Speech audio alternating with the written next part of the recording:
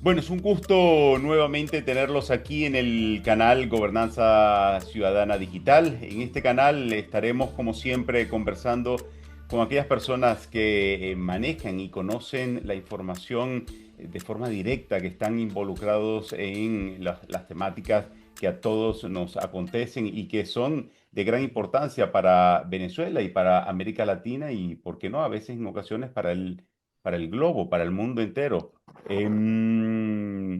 Hoy nos acompaña el doctor Enrique Ochoa Antich. El doctor es abogado con una experiencia significativa, más de 40 años de una trayectoria de vida pública. Fue cofundador del Movimiento al Socialismo Más, diputado al Congreso de la República y ha participado en actividades en el proceso de diálogo político y de defensa de los derechos humanos, a la cual también estaremos hablando de ese diálogo político, la importancia que tiene. Es autor de varios libros y estaremos también conversando un poco sobre estos libros.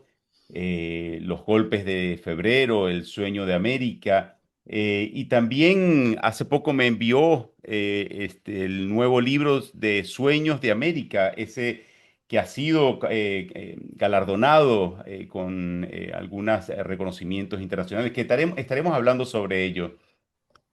Además, se ha destacado como articulista y conferencista, analizando temas, sobre todo desde el punto de vista democrático, la gobernanza, la geopolítica y las necesidades de la construcción de un consenso en el país. Doctor, bienvenido. Un gusto tenerlo aquí con nosotros. Bueno, un gusto. Solamente te hago dos pequeñas precisiones sobre la presentación. Uno, no soy abogado, yo estudié Ah, ciencias son. políticas, sí, pero me he dedicado Ajá. sobre todo a la actividad política. Y en segundo lugar, no son 40, son 50 Ah, largos bueno. años de actividad política, así que no es poco el tiempo. Estoy un El poco tiempo. retirado del activismo político, pero aún me mantengo en lo que yo llamo el ejercicio de ciudadanía y la militancia de la palabra. Creo que los que tenemos esta oportunidad de poder hablar, que nos dan algunos periodistas y algunos amigos como tú, nos dan espacios en algunos medios de comunicación, pues tenemos esa posibilidad de hablar, entonces debemos ejercer la militancia de la palabra, de modo que aquí estoy a tus órdenes para poder hablar sobre los temas de Venezuela y de su difícil presente y de su complicado futuro. Es así, doctor. Pero primero me gustaría escuchar, ya que empezamos hablando un poco de su trayectoria. Por favor, háblenos un poco de esa trayectoria como escritor, de articulista, de libros, su experiencia en ese sector y qué es lo que usted ha buscado transmitir a través de sus libros y sus artículos. Cuando yo empecé a la actividad política a mis 16 años, que decidí incorporarme al Partido Comunista cuando ya yo sabía que se iba a dividir, porque a propósito de la invasión a Checoslovaquia, Teodoro Petkov había escrito un libro que se llamó Checoslovaquia, el socialismo como problema, y había generado una especie de cisma al interior del Partido Comunista e incluso en el exterior. Leonid Brezhnev llegó a mencionar a Teodoro junto con Garodí, junto con Mikis Theodorakis, como uno de los enemigos del comunismo internacional en un congreso del Partido Comunista de la Unión Soviética. Y entonces me incorporé allí, pero yo siempre traía un poco digamos, la inclinación hacia la escritura de la literatura. En la política también tiene que ver con la escritura, creo yo. Creo que un político que se precie no solamente debe leer y leer mucho, sino incluso debe escribir, debe dejar en negro sobre blanco sus opiniones. Uno escribiendo puede razonar mejor algunas ideas que simplemente expresándolas de viva voz. Y pues siempre en el transcurso de mi vida política yo escribí, pues, y escribí tres libros de análisis político, uno sobre el 27 de febrero, lo que internacionalmente se conoce como el Caracazo. En los golpes de febrero se llama el libro porque intenta establecer una conexión entre el 27 de febrero y el 4 de febrero, el intento golpista de Chávez y sus compañeros, frustrado. Entonces esas dos fechas un poco están analizadas en ese libro. Después escribí uno que se llama Dios al MAS, en el momento en que yo dejé el MAS. Yo me incorporé al Partido Comunista, como te digo, y participé de la división que dio origen al MAS. Pasé allí 27 años, fui diputado principal por Caracas, llegué a ser secretario general del partido y al final renuncié al partido porque tuve diferencias de fondo sobre la manera como estábamos dirigiendo el partido.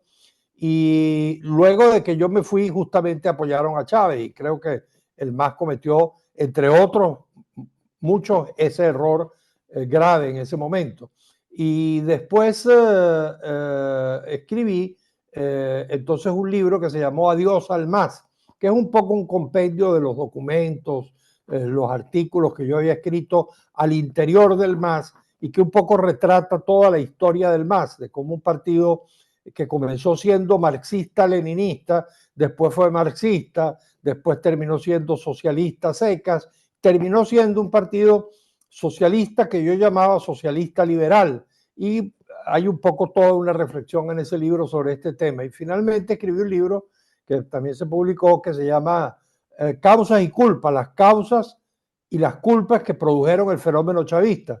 Si tuviera un subtítulo que quizás debimos habérselo puesto, debía haberse llamado Orígenes históricos del fenómeno chavista.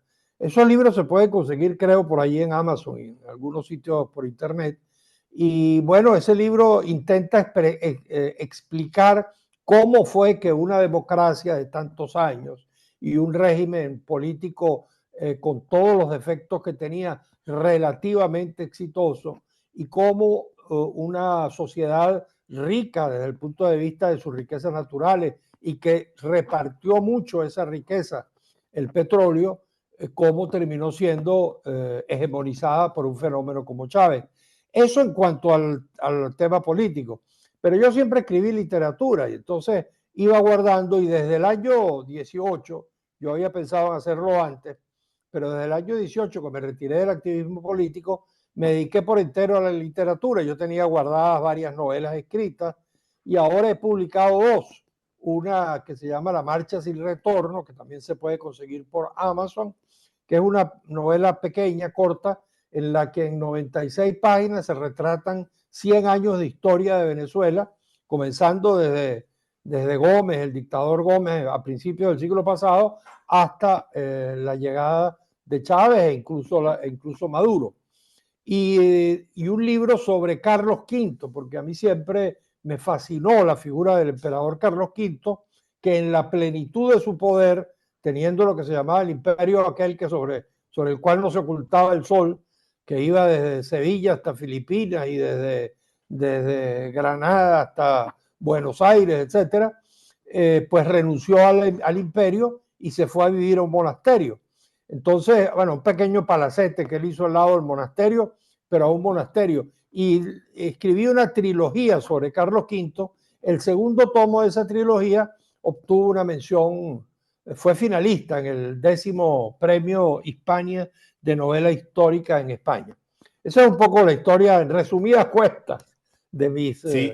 de mis Bueno, no, muy interesante pues, todo ese recorrido, sobre todo que aporta a esta descripción político, social y cultural a la cual se ha desarrollado, en la cual se ha desarrollado Venezuela. Pero entrando un poco más en materia política, doctor, ¿Cómo no? el tema de la confianza, una palabra tan amplia pero con tanto significado para Venezuela, esa crisis democrática, la legitimidad institucional en algunos temas en Venezuela, entredicho y muchos ciudadanos han perdido la fe en sus líderes.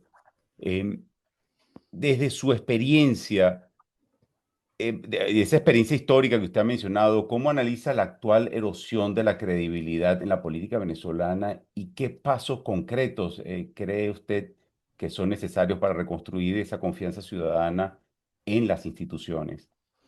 Es justamente lo que estamos viviendo, un momento de mucho hartazgo, de fatiga, y después de 25 años de una revolución que yo en algunas de las novelas llamo como una revolución, la novela la llamo confusa, pero vamos a decir, además de confusa, fingida, pues efectivamente hay una decepción muy grande y un deseo de cambio muy grande. Pero al mismo tiempo también hay un hartazgo respecto de un liderazgo de oposición, en particular de su sector extremista, de derecha extrema. Si el gobierno uno pudiera definirlo como de extrema izquierda, que quizás no lo es tanto, el de Chávez sí quizás lo era, no tanto el de Maduro. Hay una oposición de extrema derecha que también la gente empieza a cansarse porque se han prometido una y otra vez salidas que nunca se dan. Vamos como de espejismo en espejismo y los venezolanos empiezan a darse cuenta de que allí no hay sino digamos, un largo camino de derrotas. Y excepto que estemos dispuestos a aceptar la frase que alguna vez me dijeron a mí que un guerrillero dijo en la época de la derrota de la guerrilla comunista en América Latina, de derrota en derrota hasta la victoria final, pues bueno, comprenderá que la gente empieza a decir, bueno, ¿qué pasó? No, se ganaron las elecciones del 28 de julio, según señala la oposición, pero no se cobró. Después se dijo que iba a haber una juramentación y no la hubo el 10 de julio. Se dice que vamos 4-0, pero el gobierno ganó todas las gobernaciones, ganó todas las alcaldías. Además está el otro tema más de fondo, que es el tema efectivamente de la crisis de legitimidad del régimen político. Pero aquí hay un tema importante. Ese régimen político de partido-estado, que es el régimen chavista, no se puede evaluar, al menos su legitimidad no se puede evaluar como se evalúa cualquier democracia. Ellos tienen un 30% del electorado venezolano, o un veintitanto por ciento más o menos fijo, consolidado, duro, que lo tienen, entre otras cosas, porque tienen el Estado, el presupuesto, etcétera. Tienen un control absoluto de todos los poderes. Hay un camarada en el Tribunal Supremo, un camarada en la Asamblea Nacional, un camarada en el Poder Electoral, un camarada en la Fiscalía General. Tienen el control de todos los poderes. La Fuerza Armada está absolutamente intervenida y partidizada. Las policías no se diga. Y entonces, en este régimen de partido-estado, ellos no necesitan de esa legitimidad de la mayoría electoral.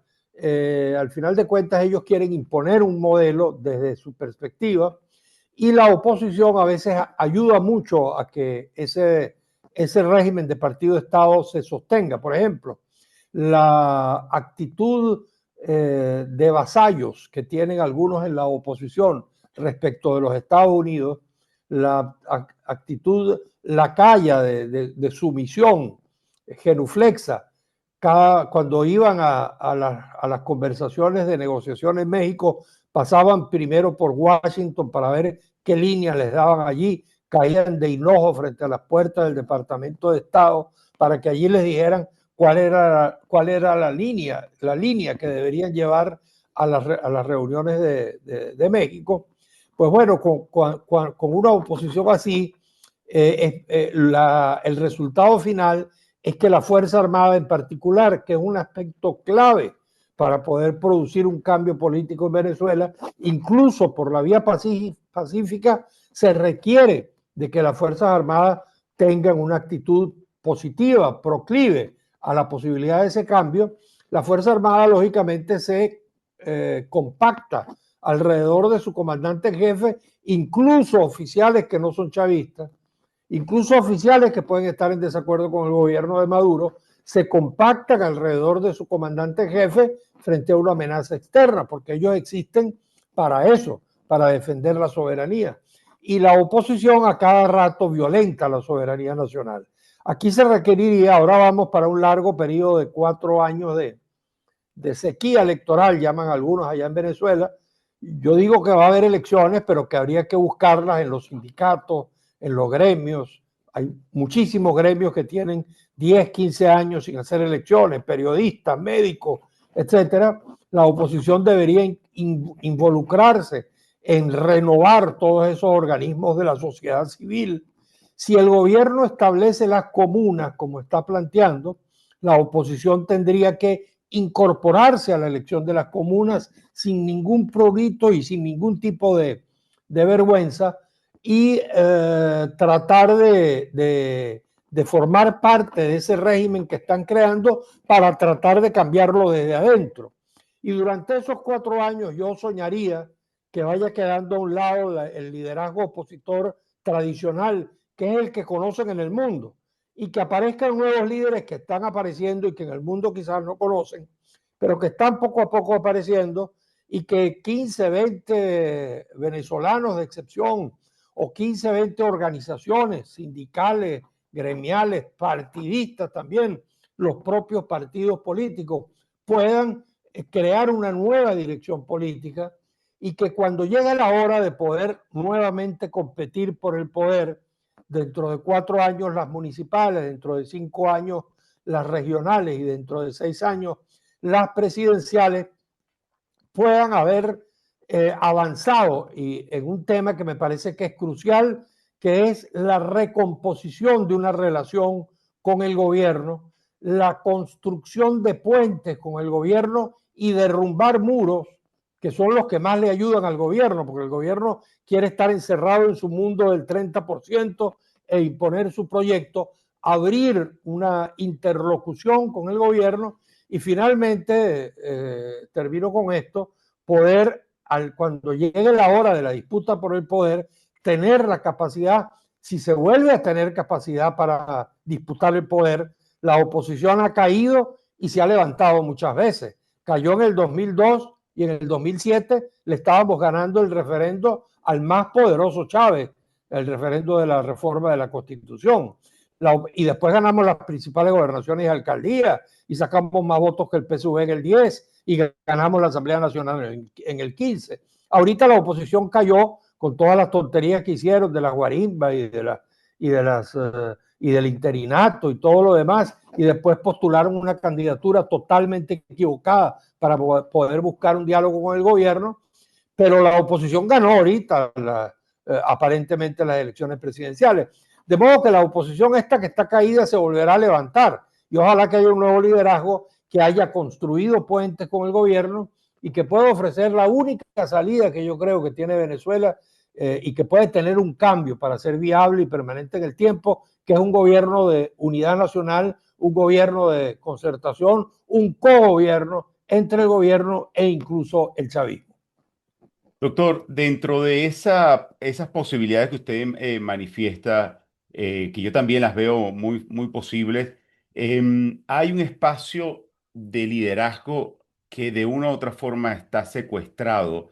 Hay actores políticos hablando de oposición y gente o grupos que están pues o no comparten lo que está pasando en Venezuela, pero que hay una oposición política tradicional que obstaculiza cualquier posibilidad en Venezuela.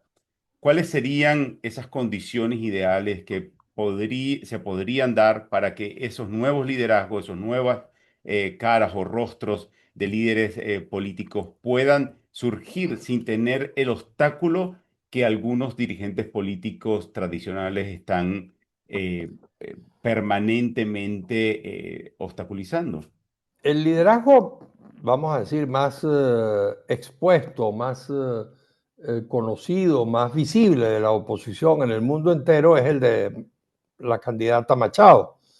Ese es un liderazgo que, según están indicando las encuestas, y según una experiencia que ya vivimos, que fue la de Guaidó, debe empezar a declinar progresivamente. Es prácticamente imposible que un liderazgo que no cumple sus promesas, que no logra, no obtiene ningún logro importante, más allá de la retórica y del discurso y de llenarse la boca diciendo que derrotó al gobierno y todo lo demás, si no obtiene logros es muy difícil que se sostenga como un liderazgo de la oposición. De modo que yo creo que ese obstáculo va a ir desapareciendo. Yo creo que es fundamental que la oposición comprenda que el deslinde entre la oposición moderada y la oposición extremista tiene que producirse. Por ahí hay algunas voces de gente muy bien intencionada y gente muy amiga mía, a la que yo respeto y admiro mucho, como por ejemplo Ramón Guillermo Aveledo, Simón García, etcétera, que siguen un poco con la idea, un poco a mi modo de ver ilusoria y además creo que equivocada, de buscar la recomposición otra vez de toda la oposición. Y otra vez, tú sabes, la idea aquella de agarraditos de la mano, todos juntos para derrotar a Maduro, porque tenemos un punto en común, que es sacar a Maduro del poder. Y eso no es verdad. Tenemos algunos puntos en común, pero tenemos muchísimos en desacuerdo. Por ejemplo, creo que la oposición que debe surgir debe decir el cambio es pacífico y no aceptamos ningún tipo de salida violenta. En el otro lado dicen puede ser pacífico, puede ser violento. Si de pronto hay un golpe de Estado, bien chévere. Y si hay una insurgencia popular en la calle, aunque cueste muchos muertos, si así derrocamos a Maduro, bien bueno. Hay una oposición, eso implica un deslinde. Los que creemos en una salida pacífica, los que creemos en una salida electoral, que no estamos, que votamos hoy, mañana nos abstenemos, después nos volvemos a votar y después volvemos a abstenernos. Es decir, una oposición que esté convencida de que la salida es electoral. Una oposición que crea que tiene que llegar a un pacto con el gobierno, no solamente a una negociación, como a veces la plantea la candidata Machado, que es una especie de mesa donde el gobierno va a rendirse sin condiciones y donde lo más que le ofrece la candidata Machado es un salvoconducto, como ella misma dijo, ella misma usó esa palabra, salvoconducto. No, se trata de sentarse a hablar con el gobierno para decirle, nosotros queremos que ustedes formen parte del cambio de Venezuela. Como Mandela le dijo a los blancos, vamos a formar parte de este cambio. Como Walesa terminó cogobernando con Jaruzelski y los comunistas en Polonia durante más de 2 años. Los comunistas tenían la presidencia, la jefatura de las Fuerzas Armadas, el viceprimer ministro, el ministro de Interior y las policías, etc. Una oposición que crea en eso, en el diálogo y en el pacto. No la otra oposición que arrancando la campaña, la candidata Machado le dijo, Maduro, ven para acá, yo lo que quiero verte es preso. Esa es la frase textual arrancando la campaña. Entonces, usted comprenderá, uno no entiende bien cómo de dotada para la política está la señora, si ella dice que un gobierno al que ella acusa de dictadura narcoterrorista y ella lo amenaza con cárcel, pues va a lograr una salida pactada para que le entreguen el poder a través de unas elecciones. Una salida que sea civil, que no sea militar, y esto es demasiado importante, una salida soberana, sin tutelaje extranjero de ningún tipo, es decir, donde no haya injerencia ni de los rusos, ni de los chinos, ni de los gringos, ni de los europeos, sino que sea una solución venezolana a la venezolana, hecha por los venezolanos, que es la única perdurable y además la Sí, menos costosa para el país. sí. Bueno, siempre ha existido esa problemática desde el punto de vista de propuesta, ¿no? Se trata de buscar algún tipo de acuerdo. Siempre entran actores políticos que terminan utilizando todo ese esfuerzo para un beneficio o interés particular. Yo comparto con usted lo que en un inicio conversaba relacionado a los gremios. Estos gremios creo que han tenido o se les ha dado una participación muy limitada para buscar ese consenso que también comparto con usted. Es necesario buscar en este momento una conversación, una línea de comunicación, pero que donde los actores han sido los no adecuados o los incorrectos para llegar a una negociación sana. Eh, ¿Qué podríamos hacer para activar esos gremios y que puedan ellos, no solamente los gremios, sino instituciones educativas, académicas, y claro, por supuesto, las actores políticos, pero no como un interés partidista, sino como un interés de beneficio social, de búsqueda de soluciones sociales? ¿Cuál cree usted que sería esa condición ideal para llegar a un punto de acuerdo entre el gobierno y la oposición no política? Fíjate, quisiera comenzar por recordar, porque tú lo dijiste un poco al principio de tu intervención, que efectivamente en Venezuela ha habido momentos en los cuales hemos estado muy cerca de un acuerdo. Y creo que ha sido sobre todo primero la idea del extremismo del todo o nada. Es decir, de que, por ejemplo, vamos a hablar de un caso concreto, que el año 2016, el vicepresidente en ese momento de la Asamblea Nacional, que estaba bajo control de la oposición, Enrique Márquez, que por cierto ahorita está preso, injustamente preso, por quien pido su libertad, y Aristóbulo Istúriz, que era vicepresidente de la República en los tiempos ya de Maduro, en el año 16 estamos hablando, se reunieron y en medio de la conversación empezaron a escribir en un papelito un posible acuerdo entre el gobierno y la oposición. Ese acuerdo implicaba que la oposición abandonase la idea del referendo revocatorio porque el gobierno estaba dispuesto y decidido a bloquearlo, porque no quería someterse. Maduro, que acababa de llegar al gobierno recibiendo la peor herencia de todos, que fueron 15 años de devastación económica por parte de Chávez, porque Chávez sencillamente devastó económicamente al país, tuvo el momento más esplendoroso de riqueza, tuvo todo el poder y lo dilapidó de una manera imperdonable y criminal, un poco parecido a lo que ocurrió con el punto fijismo en algún momento, pero esto en una proporción muchísimo mayor. Recibió un país con 30.000 millones de dólares de deuda y lo entregó cuando se murió en 100.000. Recibió un país con 400 dólares de salario mínimo y lo entregó con 100 cuando se murió. Recibió un país con 12.000 industrias y lo entregó con 2.000, es decir, en 15 años desaparecieron 10.000 industrias durante Chávez. Entonces Maduro decía, bueno, permítanme gobernar hasta el año 18, eliminen el revocatorio y yo les doy a cambio lo siguiente: la mitad de la sala constitucional, la mitad de la sala electoral, libero todos los presos políticos, acepto la ayuda humanitaria, que en ese tiempo era un tema muy álgido, porque ahora no hay crisis humanitaria, en aquella época sí la había. En aquella época había desabastecimiento e hiperinflación.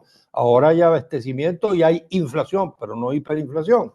Entonces, y además aceptaba elecciones regionales 16, 17 municipales y 18 presidenciales, y firmábamos un acuerdo donde él iba a aceptar el resultado de las presidenciales. Cuando eso se llevó a la mesa de la Unidad Nacional, Freddy Guevara, que era de los grupos de Leopoldo López y de María Corina Machado y todos ellos, pegó un grito en el cielo y dijo: ¿por qué vamos a esperar hasta el 18 si a Maduro lo podemos sacar ahorita? Entonces, eso acabó con ese acuerdo. Después hubo, por ejemplo, otro intento, el 18, cuando estuvimos en República Dominicana. Ya estaban puestos sobre la mesa los dos textos para firmar. Las dos sillas, las cámaras ya enfocaban a las dos sillas donde se iban a sentar Julio Borges, que era representante de la oposición, y se iba a sentar Jorge Rodríguez. Bueno, en ese momento recibió una llamada Julio Borges. ¿De quién? ¿Cómo es que se llamaba él? Mike Tillerson, que era secretario de Estado de Trump y no por casualidad presidente o dueño, no sé cuál es que es su cargo, en la empresa ExxonMobil, que tenía muchos problemas con Chávez, y Chávez se comportó muy torpemente seguramente con ExxonMobil. Pero ese señor entonces dio la instrucción de que no se firmara porque había que derrocar a Maduro, que ese era el plan del gobierno de Trump. Entonces, por supuesto, cada vez que hemos intentado algunos acuerdos, muchas otras veces el gobierno también los ha entorpecido.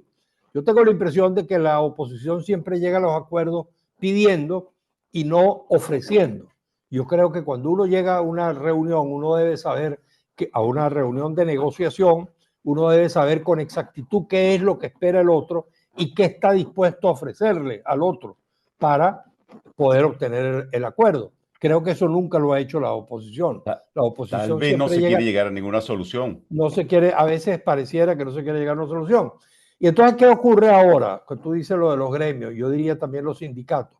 Tenemos 4 años sin elecciones, efectivamente, y creo que una de las cosas importantes sería que el sentimiento opositor, que es mayoritario en la sociedad, lo que no es mayoritario es la oposición orgánica, porque los partidos están absolutamente deshechos. Los partidos no tienen ningún tipo de presencia importante en la sociedad civil, en la sociedad venezolana. Están como partidos, como organizaciones.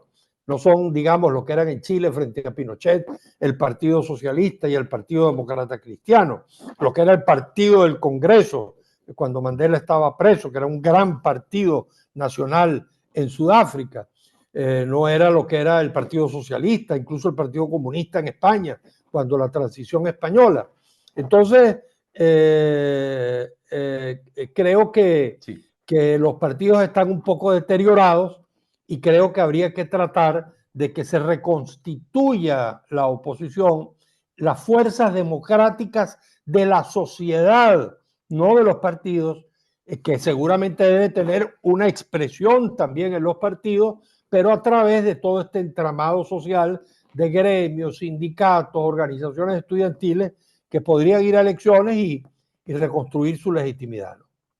Doctor, cambiando un poco de tema, el diferendo territorial sigue siendo una prioridad diplomática y la estrategia en América Latina es uno de los temas importantes, todas esas problemáticas desde el punto de vista territorial que nos ha acompañado durante mucho tiempo. En términos de geopolítica, ¿qué análisis hasta ahora podemos hacer sobre el Esequibo, sobre todo la posición que tiene el gobierno venezolano sobre este tema o la falta de acción que tiene el gobierno venezolano sobre este tema tan importante para Venezuela como es el territorio Esequibo, donde se tiene la propiedad pero no se tiene la posesión? ¿Usted nos podría decir cuáles son las razones del por qué el gobierno no está tomando cartas en el asunto sobre un asunto tan importante para Venezuela? La verdad es que yo sí creo que sí están tomando a cartas en el asunto, creo que de alguna manera se ocupan del problema. Lo que pasa es que ese es un tema sumamente dramático para Venezuela, pero que de muy difícil solución. Lamentablemente ocurrieron en estos últimos años algunas cosas que nos han complicado todavía más el problema, comenzando por un hecho geopolítico clave, que es que Chávez, quizás un poco con la mitología de ser un nuevo Fidel Castro del siglo XXI, se le ocurrió la genial idea de ponerse a pelear con los gringos. Los gringos también ayudaron, porque los gringos participaron de alguna manera, estaban por detrás del golpe del 11 de abril. Los gringos a veces tienen esa actitud inveterada, en el caso de ellos, de querer ver a Latinoamérica como su patio trasero. En estos días el secretario de Defensa, cuyo apellido siempre me es muy complicado pronunciar, de Trump, lo dijo, fue a Panamá y dijo que el patio se refirió incluso en Panamá y hablando con latinoamericanos como si eso fuera la cosa más normal del mundo, del patio trasero. Nosotros no podemos permitir que en nuestro patio trasero surjan, estén presentes los chinos y estén presentes los iraníes y cosas de eso. Ahora, eso es una cosa que efectivamente Estados Unidos a veces comete muchísimos abusos, los ha cometido en América Latina a montones.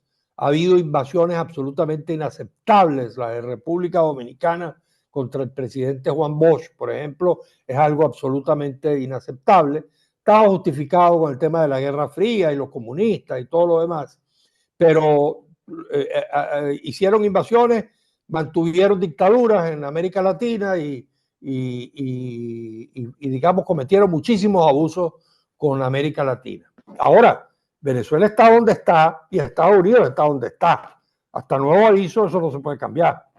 Entonces, obviamente, cualquier político, por más de izquierda que sea, como decía que era Chávez, por más fidelista incluso que sea, si es que Chávez era fidelista, pues tendría que, con un sentido de responsabilidad con su país, darse cuenta de esa realidad, de que tenemos a Estados Unidos allí, de que es nuestro principal socio comercial, que era nuestro principal socio comercial en materia petrolera.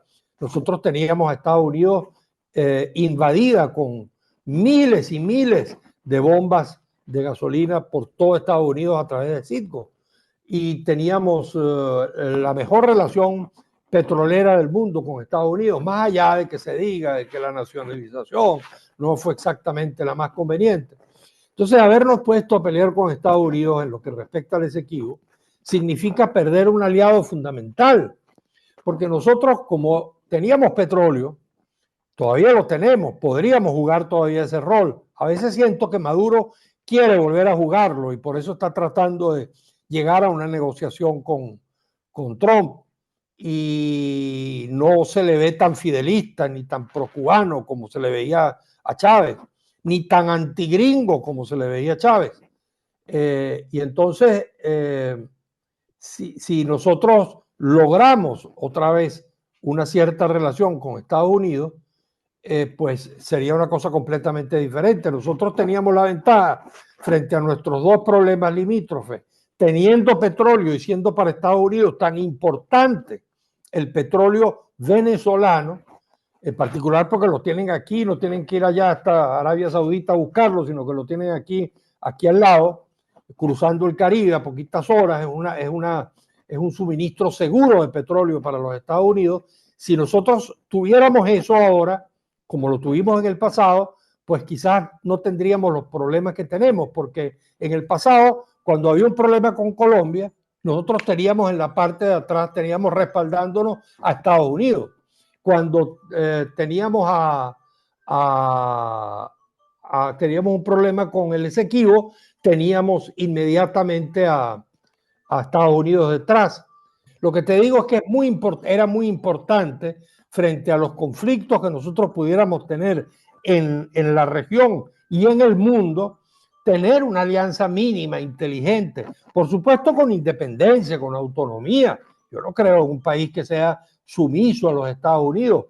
No creo tampoco que lo hayan sido tan sumisos como dice el chavismo que eran los gobiernos del punto fijismo, porque caramba, Rómulo Betancourt fue el creador, se dice mucho Pérez Alfonso, pero en realidad el creador fue Rómulo Betancourt, nada más y nada menos que de la OPEP, que es una de las cosas que más ha complicado la vida a los países desarrollados porque tuvieron que verse de pronto con un cartel de los países petroleros, de modo que no eran tan sumisos como alguna gente dice respecto de los imperios y respecto de Estados Unidos. Entonces, la solución del Esequibo tendría que ser una solución negociada.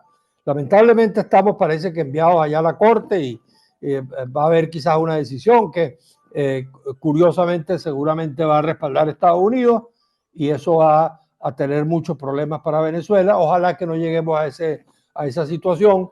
Si tú me dices a mí qué es lo que debería proponerse, es una especie de condominio, es decir, tratar de más allá del tema de la línea y de que esta es la línea que nos correspondía, de yo no sé cuándo y todo lo demás, reconocer un hecho real, que es que Guayana está ahí y nosotros tenemos unos derechos también. Guyana también debería darse cuenta de que Venezuela está aquí y de que vamos a seguir estando aquí y juntos podríamos tener algún tipo de beneficios comunes si se abrieran las puertas a las petroleras, a las inversiones extranjeras, que podría ser de mutuo beneficio.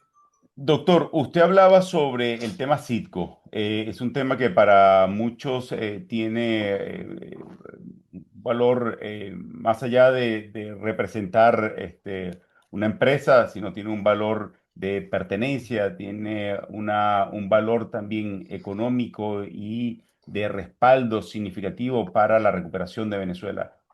¿Qué opina usted sobre lo que está pasando con Citgo y la posible pérdida o subasta de esta empresa tan importante para Venezuela y para los venezolanos? Lo de Citgo quizás es la demostración más palpable de que cuando un país se fractura, pierden todos, perdemos todos, en el caso de Venezuela. Aquí hay una corresponsabilidad de gobierno y oposición evidentísima. No hay un solo responsable de lo que está pasando con Citgo. En primer lugar, hubo una responsabilidad, por supuesto, de Chávez, de todas las crisis económicas que él terminó creando, que no se veía cuando estaba él, porque tenía el petróleo a 100 y todo lo demás.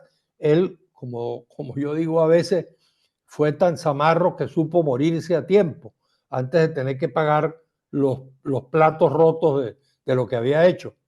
Pero le entregó a Maduro la presidencia y le puso en las manos una bomba de tiempo, tic-tac, y bueno, la bomba le explotó a Maduro. Además, el primer Maduro, sobre todo, Maduro uno, no sabía gobernar, pretendió repetir los errores las políticas económicas erradas de Chávez.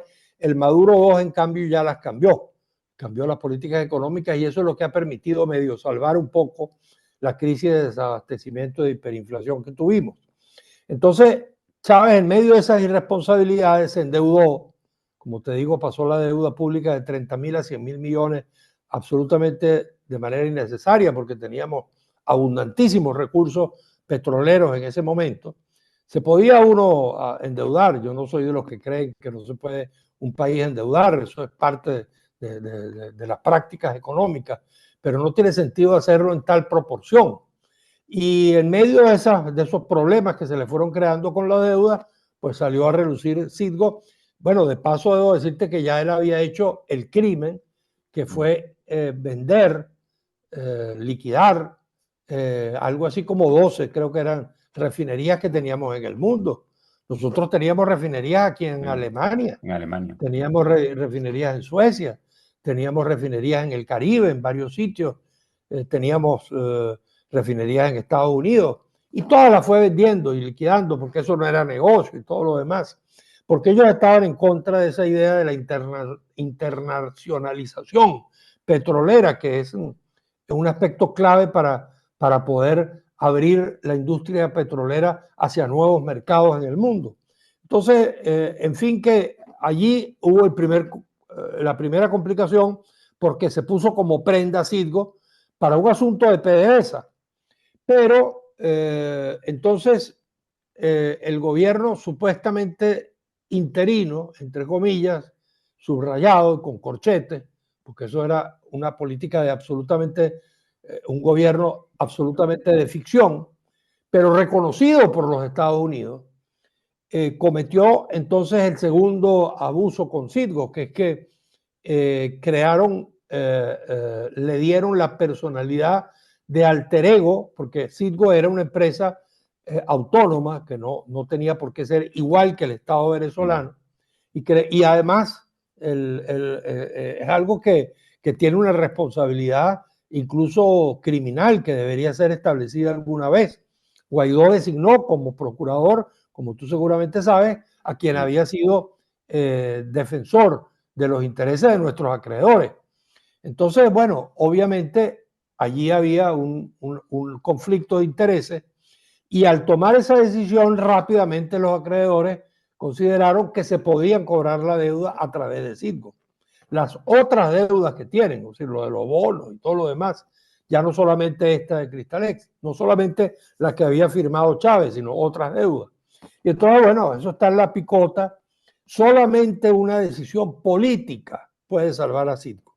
Desde el punto de vista estrictamente de mercado y de los negocios de mercado y de cómo funciona el mercado y cómo funcionan los tribunales civiles en materia de mercados, en particular en Estados Unidos, donde el capitalismo es tan salvaje, vamos a decir, o actúa sin ningún tipo de contemplaciones, pues bueno, solamente una decisión política, un acuerdo político, gobierno, oposición, y que incluya a Estados Unidos, podría eventualmente salvar a Citgo. Ahí está siempre colgando del hilo de la decisión de la OFAC. Siempre le dan un poquito más, extienden su inmunidad, etcétera, pero tengo la impresión de que si las cosas siguen como siguen en Venezuela, esa va a ser una pelea posiblemente perdida y muy dolorosamente con responsabilidad compartida de Chávez en particular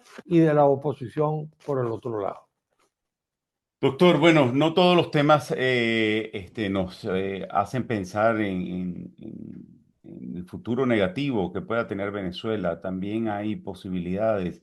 Y pensando en esas posibilidades, hay, como usted también conocedor de políticas internacionales, el tema de la tecnología, la economía, el rol internacional que ha venido teniendo todo el desarrollo tecnológico. Venezuela requiere una reconfiguración desde su modelo económico, tecnológico, necesario para poder acoplarse o ajustarse a esos avances que tiene el mundo. ¿Cómo ve el papel de la tecnología y la economía digital en esa reactivación económica de Venezuela? De una u otra forma, ¿cuál podría ser nuestro encaje en una arena geopolítica dominada por actores como China, Rusia, Estados Unidos, la India y bueno, otros países que están siendo pioneros en el tema tecnológico? Venezuela es uno de los países que tiene más posibilidades. Es quizás una de las cosas más dolorosas que uno siente cuando uno ve la situación de postración en la que se encuentra Venezuela. Nosotros, a pesar de toda la destrucción chavista, allí están instaladas un conjunto digamos, de infraestructuras. Ahí están las carreteras, tienen que ser asfaltadas, pero ahí están. Están los puentes, están las grandes centrales termoeléctricas. Yo que fui tan crítico de los gobiernos del punto fijismo, tengo que reconocer que esos gobiernos, para no decirlo de otra manera, sino decirlo siendo suave, fueron los menos malos, al menos en 200 años de historia.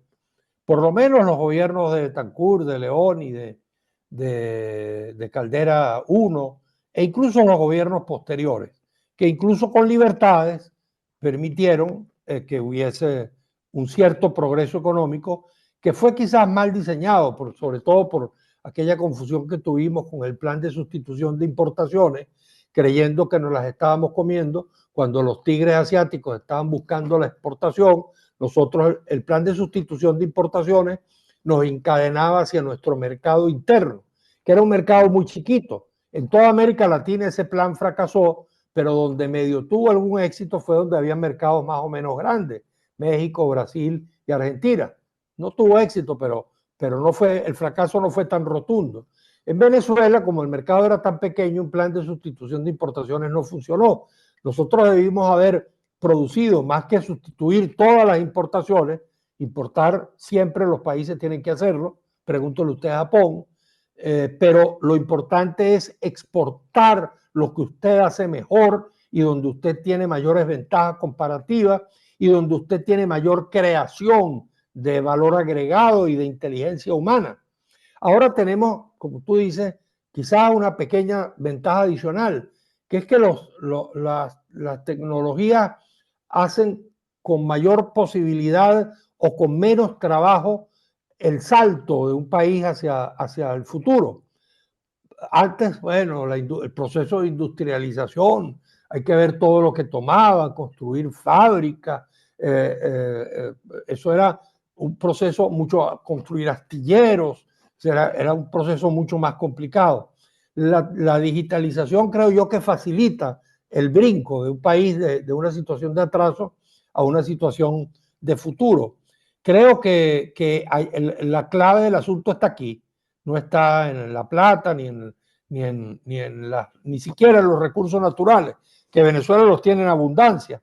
Lo doloroso es que Venezuela entregue petróleo, entregue acero, entregue oro y no entregue materias terminadas. Para eso se necesita esto. Eso es lo que los chinos pusieron de sobra, los japoneses pusieron de sobra. Los chinos comenzaron poniendo simplemente, digamos, sus espacios para ser fabricadores o fabricantes y ahora dieron el brinco porque aprendieron lo que recibían y las fuerzas que estuvieron allí no estuvieron de gratis como en algunos otros países. En algunos otros países a veces se instala el capital internacional y los países no saben aprovecharlo. En el caso de China, pareciera que la India también, pero en todo caso en el caso de la China, aprendieron y ya ellos producen sus propias tecnologías. Entonces yo creo que Venezuela tiene una oportunidad enorme. Si aquí se levantan las sanciones, incluso ahorita, estas medidas económicas que ha tomado Maduro, de liberar el precio, liberar los precios, liberar el cambio, todas las cosas que hizo en contra de las políticas tradicionales de Chávez, liberar el precio de la gasolina, abrirse, ellos están absolutamente abiertos a todas las privatizaciones, incluso en el campo petrolero. Ahora, tú comprenderás que nadie va a invertir en Venezuela si la primera potencia del mundo no solamente sanciona al que haga negocio con Venezuela, de su propio país, sino a cualquier tercero. Si un español se le ocurre hacer negocio con Venezuela, Estados Unidos lo sanciona. Entonces nadie se atreve. Por ahí vino hace poco un comerciante, creo que era colombiano, estaba reunido, creo que era comerciante porque era la asamblea de Comercio en la ciudad de Valencia, y dio unas declaraciones que a mí me parecieron muy curiosas, no recuerdo su nombre. Dijo: nosotros queremos hacer negocios con Venezuela, pero las sanciones no nos lo permiten, porque obviamente si tienen que escoger entre tener sus reales en Estados Unidos y que se los confisquen o hacer negocio con Venezuela, prefieren tener sus reales en Estados Unidos. Sí, tal Entonces, vez, sí. sí, No, sí, le iba a comentar que tal vez esas sanciones o la desconfianza que hay para dar apertura a esas sanciones y a que el gobierno reciba esos fondos eh, ha sido por, de una u otra forma, la desconfianza que hay con el gobierno. Pero creo que si esas condiciones de comunicación, de diálogo, están abiertas y se puede dar una apertura controlada, de una u otra forma controlada, podría darse algo positivo para Venezuela. Yo también estaría de acuerdo en que a eso mí me sería muy parece que una de importante. las condiciones para que pueda haber un diálogo franco en Venezuela es que se levanten las sanciones. Bueno, Mm, comenzando por una cosa absolutamente inaceptable. Yo puedo estar en desacuerdo con Maduro, yo quiero que Maduro se vaya ayer, me parece que el chavismo ha sido trágico para la historia de Venezuela, pero no puedo aceptar que Estados Unidos establezca unas recompensas como si estuviéramos en el lejano oeste, contra Maduro, contra Cabello y contra Padrino. Como tú sabes, tienen sí, sí, sí. una recompensa de 15 millones, no sé cuánto. Yo leí el informe del fiscal Barr, con base en el cual supuestamente se aprobaron esas recompensas. Yo lo leí en español y después en inglés, machucado, pero lo leí en inglés, y de la primera letra a la última. Y ahí yo no conseguí que hubiese ninguna prueba, excepto señalamientos retóricos. No hay ninguna prueba que usted pueda decir que hay una responsabilidad de Maduro en el narcotráfico. Hay unos generales que se mencionan ahí, no se dice el nombre, se habla de unos generales que se reunieron con un guerrillero de la FARC. Eso es posible. Eso ocurre ahora, ocurría antes también, antes de Chávez también. O sea, eso es perfectamente posible. Unos generales, eso no es la Fuerza Armada, no es la Fuerza Armada de Venezuela. Entonces, con base en ese informe que no tiene ninguna implicación real, se aprobaron esas recompensas. Entonces, las sanciones, claro que tienen que ver con la desconfianza, pero sobre todo tienen que ver con que se establecieron como un método para derrocar a un gobierno. Y eso Mm, es inaceptable. El mm, gobierno puede usar bien o mal sus recursos. Ese es un asunto que tenemos que resolver los venezolanos y que tenemos que ver cómo hacemos para salir de este gobierno los venezolanos. Ahora, cuando establecen sanciones, perjudican al pueblo, perjudican a la gran mayoría, y el gobierno no se perjudica, el gobierno se atornilla, el gobierno entonces tiene claro. pretextos para ser más autoritario, para aprobar leyes que le permitan imponer con mayor facilidad sus políticas. El gobierno además se va acostumbrando a vivir con sanciones. Eso ha ocurrido en muchos otros países. Irán tiene, creo que son 50 años de sanciones, no sé cuántos. Entonces, Venezuela ya, este gobierno, tiene unos caminos verdes que además, por cierto, cuando hay sanciones y hay caminos verdes, la corrupción y se incrementa. Maximiza. Las Mm, sanciones son casi una especie de paraíso para los corruptos, para los mm, que en medio de negociaciones que son subrepticias, por debajo de la mesa, porque se lleva un barco a un sitio y entonces en ese sitio hay que llegar a un acuerdo de cuánto se paga y se pasan para otro barco para que puedan llegar a otro puerto con otra bandera y todo lo demás. Bueno, allí mismo en el camino, imagínate tú la cantidad de dinero que queda. Esas, entre otras cosas, las explicaciones para que esta revolución tenga entre sus digamos, insignias de muy dudoso mérito el hecho de tener algo así como 5 presidentes de PDVSA implicados en hechos de corrupción y presos.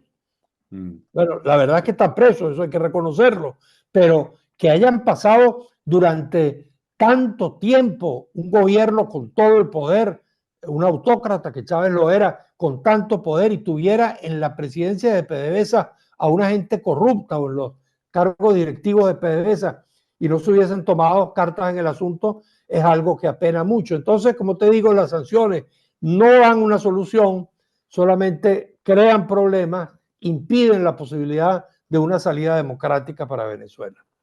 Doctor, bueno, ya para terminar, el tiempo se nos ha terminado, pero quisiera hacer un comentario y escuchar una reflexión suya. Usted bien señalaba que lo importante de Venezuela o lo que más valor tiene Venezuela es su gente, es su capital humano. Se han ido, según estadísticas, más de 7 millones de venezolanos y siguen saliendo todos los días y cada mes y cada semana siguen saliendo más personas de Venezuela. Eh, ¿Cuál es su mensaje? ¿Cuál es su mensaje para Venezuela, para los venezolanos? ¿Qué cree usted que podría darnos esa esperanza de pensar en una Venezuela con una identidad tan bonita como la venezolana? ¿Y cuál podría ser ese motor de ayuda para salir de tantos problemas? Difícil que yo pueda, siendo sincero y siendo franco, tú sabes, decir unas cuantas frases huecas para pretender crear una ilusión falsa. La situación es muy complicada y muy difícil. Yo creo que los venezolanos en el exterior deben resistir si deciden seguir en el exterior. Creo que vale la pena que muchos consideren la posibilidad de regresar. La situación no es quizás ya la que era, algunos quizás lo creen por las deformaciones que a veces hay en los medios de comunicación internacionales. La situación se puede vivir con dificultades, pero es importante la presencia de los venezolanos en Venezuela si queremos un cambio, si queremos producir un cambio. Pero yo comprendo perfectamente a los que no quieren regresar, al menos por ahora, y al final de cuentas es un capital que Venezuela tiene allí, son venezolanos que están aprendiendo, médicos, abogados, ingenieros, arquitectos, científicos, que están en los mejores sitios del mundo, además teniendo muchísimo éxito, según reportan todos los medios de comunicación. De modo que esos venezolanos, yo sé que siguen siendo venezolanos, y yo sé que siguen teniendo al Alma Llanera y a Simón Díaz y que comen arepa en los desayunos los fines de semana, donde quiera que estén, empiezan a buscar cuál es la tienda donde venden harina pan. Eso me consta. Entonces, creo que esos venezolanos que deciden quedarse en el exterior, esperen con paciencia. No hay mal que dure 100 años. Venezuela va a cambiar. Más temprano que tarde se va a producir un cambio. Se van a abrir las posibilidades para que todos esos venezolanos regresen a dar lo que han aprendido en el exterior, esa enorme experiencia que han tenido en el exterior y entregársela a una nueva Venezuela que está por nacer. No se sabe cuándo, no puede uno decir cuándo es que eso va a ocurrir, pero al final de cuentas 10, 15 años, 5 años, lo que sea, en el tiempo de un país eso no es nada. Entonces esperemos con tranquilidad, con confianza y con la ilusión de que desde Venezuela, en Venezuela, los venezolanos que estamos allá tratando de resistir a la inmensa situación de desastre que vivimos, podamos tener la habilidad, la inteligencia de poder entendernos como hijos de la misma patria que somos y poder lograr construir entre todos una salida que pueda darnos la felicidad, la alegría y el progreso social para todos, que es lo que al final de cuentas queremos. Bueno, doctor, muchísimas gracias nuevamente por escuchar estas palabras. yo creo que nos queda bastante claro, el futuro está en tomar la decisión de seguir pensando en Venezuela, en las soluciones y tomar parte, no solamente ver desde afuera del escenario, sino también formar parte de ese cambio, de esa transformación. Doctor, muchísimas gracias. Gracias, Roberto. Muy honrado de estar en tu programa y bueno, nos vemos en la próxima. Seguro que sí. Gracias, doctor. Chao.